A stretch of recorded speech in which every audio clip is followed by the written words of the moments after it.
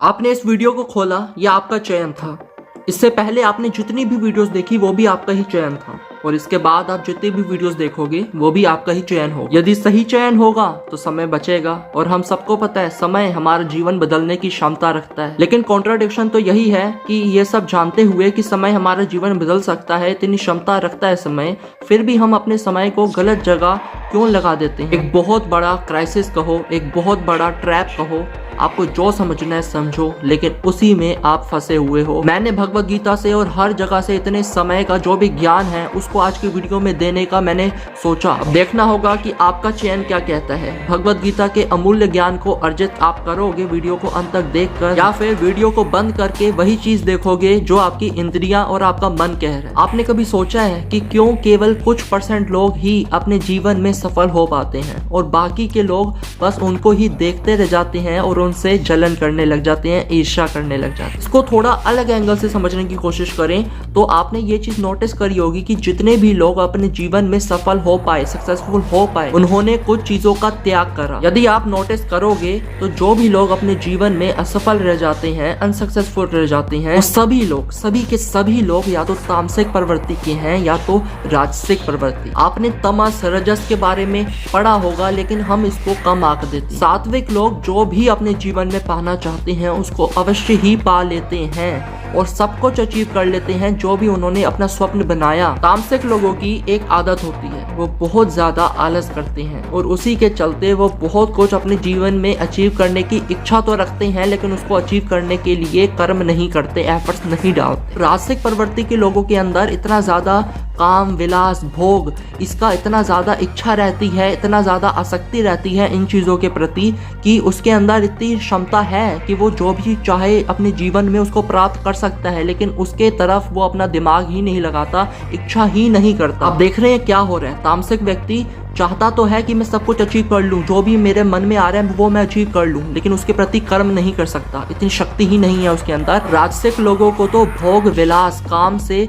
फुर्सत ही नहीं मिल रही कि वो उस तरफ अपने लाइफ के लिए या फिर अपने जो भी वो जीवन में प्राप्त करना चाहते हैं वो पाने की इच्छा भी जताएं। ऐसा करने का उनके मन में इच्छा ही नहीं आ रही है। क्यों? क्योंकि भगवत गीता में भगवान श्री कृष्ण ने कहा है कि हमारा सबसे बड़ा शत्रु भगवान को प्राप्त करने के लिए या फिर अपने जीवन में कुछ भी प्राप्त करने के लिए सबसे बड़ा शत्रु कोई आपके आसपास के लोग नहीं है, वो आपके अंदर ही है। वो है काम, वो है भोग, इसकी जो लालसा है वही हमारा सबसे बड़ा शत्रु है। इसी चीज को भगवान श्री कृष्ण की बात को ही यदि हम आज की परिप्रेक्ष्य में देखें तो मुझे लगता है कि सोशल मीडिया एक बहुत बड़ा हमारा प्रचंड शत्रु है। सोशल मीडिया क्यों? क्योंकि ये हमारा इतना समय ले जाता है कि हमारे अंदर ये शक्ति ही नहीं रहने देता कि हम अपने लाइफ के बारे में, अपने जो भी हमें जीवन में प्राप्त करना है उसके बारे में जरा सा भी सोचें। बहुत बड़े बड़े विद्वान आज के लोगों ने कहा है, इंद्रेश जी जो कथावाचक है इतने बड़े, वो तक कह रहे हैं कि आज जो कली का सबसे बड़ा जो शक्तिशाली अस्त्र है ना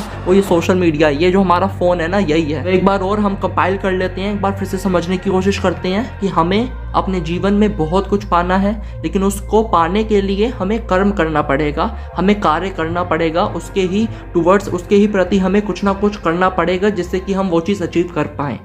लेकिन इस चीज़ को रोकता कौन है? इस चीज़ के लिए जो सबसे बड़ी बाधा है वो पहला तो काम है और दूसरा वो जो हमारा शत्रु कौन है? सोशल मीडिया है। तो पहले तो ये जानते हैं कि इन दो प्रबल शत्रुओं को कैसे परास्त करें, और उसके बाद जब हम कर्म करने लग जाएंगे उस कर्म को भी हमें किस प्रकार करना है कि हम अपने जीवन में जो भी हमें प्राप्त करना है उसको हम प्राप्त कर पाएं, इसके बारे में भी हम आगे बात करेंगे। तो इसके बारे में भगवत गीता में लिखा गया है, बहुत ध्यान से सुनना, कि जब भी हम इच्छा करते हैं भोगों की, काम की, विलास की, जब भी हमारे मन में इच्छा आती है उसी क्षण हमारी जो निश्चयात्मक बुद्धि है, जो निर्णय लेने वाली बुद्धि है, वो पूर्ण रूप से खत्म हो जाती है। तो इसी पर लोग भी कहते हैं कि हम नहीं चाहते कि हम अचानक से फ़ोन खोल के फिर से स्क्रॉलिंग वाला चीज़ें शुरू कर दें, हमें इतना समय अपना वेस्ट नहीं करना, हम नहीं चाहते, लेकिन फिर भी हम कर देते हैं, पता नहीं क्या होता है। इसका सोल्यूशन ये है कि अपने मन को काम रूपी शत्रु या फिर सोशल मीडिया रूपी शत्रु के सम्मुख विचरण करने ही मत दो, यानी उसके आसपास भटकने ही मत दो। और मन को कैसे स्थिर रखें, मन को कैसे भटकने ना दें? भगवान की भक्ति से, कीर्तन से, भजन से, जप से, इन्हीं सब चीज़ों से आप जो अपना मन है उसको स्थिर रख पाओगे। और मन को कैसे आप काम रूपी शत्रु, सोशल मीडिया रूपी शत्रु के सम्मुख विचरण कैसे नहीं करने दोगे? क्या मन जा रहा है सीधे वहाँ पर? नहीं, मन किसके माध्यम से वहाँ तक पहुँच रहा है? अपने इंद्रियों के माध्यम से। इंद्रियां क्या होती है? हमारी आईज, नोज, टंग, ईयर्स, ये सारी हमारी इंद्रियों के अंदर आता है। और हमें लगता तो वो छोटी चीज़ है कि नहीं हमारी इंद्रियां तो अपने वश में है, ये तो वो नहीं है, लेकिन हमारी इंद्रियां हमारे वश में नहीं है। हम जितना भी ये बोल लें लेकिन इंद्रियों को वश में नहीं कर पाते हम। एट दी एंड हमारी इंद्रियां वही देखना, वही सूंघना, वही खाना पसंद करती है जो कि उसे अच्छा लगता है। तो हमने यही समझा ना कि अपने मन को काम रूपी और सोशल मीडिया शत्रु के सम्मुख विचरण करने नहीं देना। लेकिन वो विचरण कैसे कर रहा है? इसके इंद्रियों के माध्यम से कर रहा है। तो हमें अपनी इंद्रियों को इनके सम्मुख विचरण करने नहीं देना बस। तो कहने का मतलब ये है, इंद्रियों को अपने अधीन रखो, इंद्रियों के अधीन मत हो जाओ। इंद्रेश जी स्वयं ये कहते हैं, मतलब वो ये समझा रहे हैं कि किस प्रकार आप अपनी इंद्रियों पर विजय प्राप्त कर सकते हो। तो इंद्रेश जी ये कहते हैं कि जब भी आपका मन हो बहुत स्वादिष्ट, बहुत ही रसीला या फिर बहुत ही तीखा खाने का बहुत मन कर रहा है, लालसा जाग रही है, उसी समय आपको बहुत ही कड़वा, जो कि स्वादहीन है, जो कि आपको अवश्य ही अच्छा नहीं लगेगा, लेकिन आपको वही करेला खाना है, आपको स्वादहीन चीज़ खानी है। इससे आपके इंद्रियों को पता लग जाएगा कि इससे पंगा नहीं ले सकते, इसके अधीन हमें रहना पड़ेगा। तो इसी चीज़ को हम ऐसे समझ सकते हैं कि कोई भी काम भोग की इच्छा अंदर से आए तो हमें क्या करना है, ये देखने नहीं लग जाना जो हमारा मन कर रहा है। हमें हमारे मन को, हमारी बुद्धि को स्थिर रख के भगवान की भक्ति करने लग जाना है। शुरू में लगेगा कि नहीं यार हमारा तो मन वो करने का था, हम रील्स देखनी थी या फिर कोई भी चीज़ हमें देखनी थी जिससे कि हमें बहुत ज़्यादा इंस्टेंट डोपामीन मिले, बहुत ज़्यादा खुशी मिले, 5 मिनट के लिए, 10 मिनट के लिए बहुत मज़ा आ रहा है। लेकिन जब आप भक्ति करने लग जाओगे, जब आप भजन कीर्तन करने लग जाओगे, उस समय वो गलत लगेगा, लेकिन बाद में आपको पता लगेगा कि मैंने वास्तविकता में अपनी इंद्रियों को जीत लिया है।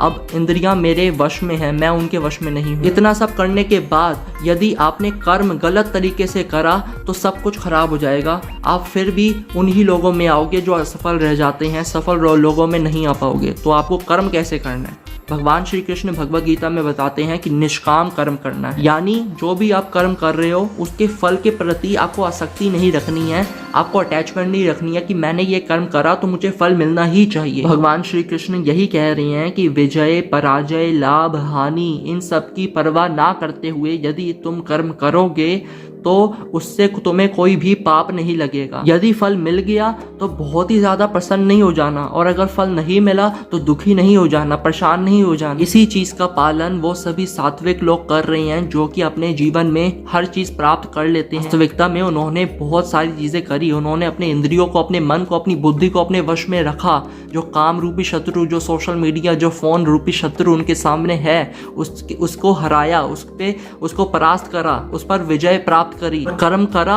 तो बिना फल की इच्छा करे, बिना फल में आसक्ति रखे कर्म करा। तो इससे क्या हुआ? यदि एक बार हार मिली तो फिर से कर्म करा, दूसरी बार हार मिली तो फिर से कर्म करा, तीसरी बार हार मिली तो फिर से कर्म करा, यानी उनका कर्म चलता जा रहा है। लेकिन यहाँ पर कोई तामसिक और राजसिक व्यक्ति का, प्रवृत्ति का कोई व्यक्ति होगा तो वो क्या करेगा? यदि एक बार उसने गलती से कर्म कर भी दिया तो अब वो कर्म योगी तो है नहीं, वो तुरंत निराश हो जाएगा उसे यदि असफलता मिली, और वो वापस कर्म करेगा ही नहीं। हो सकता है उसको दूसरा कर्म करते करते ही उसे सफलता मिल जाए क्योंकि उसमें क्षमता है, लेकिन वो फिर भी नहीं करेगा क्योंकि वो कर्म योगी नहीं है।